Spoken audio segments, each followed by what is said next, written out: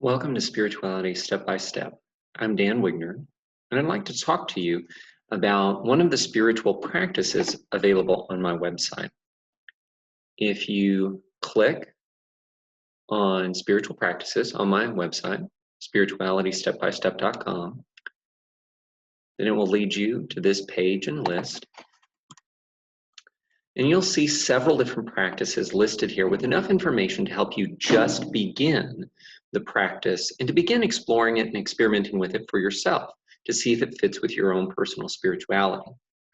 Now, with any of these practices, and you can see a link right here, you can order my book, Just Begin, a Source Book of Spiritual Practices, and get even more information and far more practices to begin exploring and experimenting with. Today, I'd like to talk to you about Ignatian Prayer. Ignatian Prayer originates with Saint Ignatius of Loyola, who is a Catholic saint from the 16th century and the founder of the Society of Jesus, more commonly known as the Jesuits. One of the great benefits of Ignatian Prayer, especially at the time and even into our present time, is it's a very practical set of spiritual practices, very concrete. A lot of spiritual practices can be more abstract, theoretical, cerebral. This one really tries to capture our imagination and keep us focused on the specific events of the Bible. It's also connected to Lectio Divina, which I've done a previous video on. So, while Ignatian Prayer is set up in a retreat format to be done over the course of 4 weeks, it can be adapted to many different formats and locations and ways of doing this. I've actually offered this as a Sunday morning study over the course of several weeks. And I've offered workshops on it. And if you're interested in workshops, click on the workshops link on spiritualitystepbystep.com, and I'd love to offer a workshop or seminar on this topic. Now, I am not a Jesuit, and I do not claim to follow the specific format of the Ignatian exercises, spiritual exercises, but because I've modified them to be a little bit simpler and more accessible for people to engage with. Now, perhaps the most central practice of these exercises is called the examine, or as I like to refer to it, the examination. And we'll look at that in just a moment. Also, very vital with this is something called conversations with Christ, or imaginative prayer. As you can see described here on the page, it's the idea of sitting with your imagination, that you are sitting with Jesus and having a conversation with him, and try to engage all your senses in this.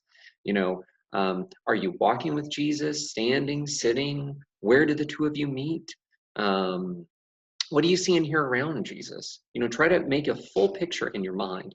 And then in those kind of imaginative conversations, that becomes food for you then to journal or draw or paint or walk in nature and consider just anything that would help you to bring that sense of walking with Jesus daily from an abstract kind of idea into a closer concrete reality.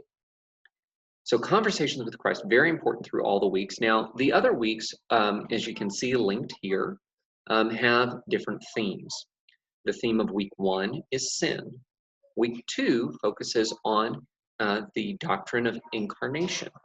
Week 3 on sacrifice, particularly in the form of the Eucharist or the Mass or the Lord's Supper. And then the final one on the resurrection. So very focused on the life of Jesus, very biblically focused kind of practices.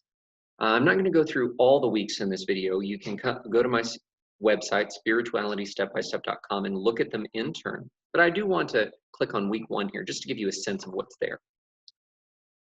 In week 1, I have here the examination as the week 1 practice, and I do vary the practices week to week with other spiritual practices that you can find elsewhere on my website.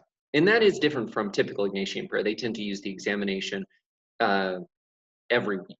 So if you like this one, you can stick with it, but feel free to experiment. But basically, this is something to practice every day, multiple times a day if you can, for about 5 or 10 minutes. And in that time, you want to take a few deep breaths and just pray, thank you, God, for breath today. Then, if you would say, think, or write, whichever you prefer, what am I struggling with today?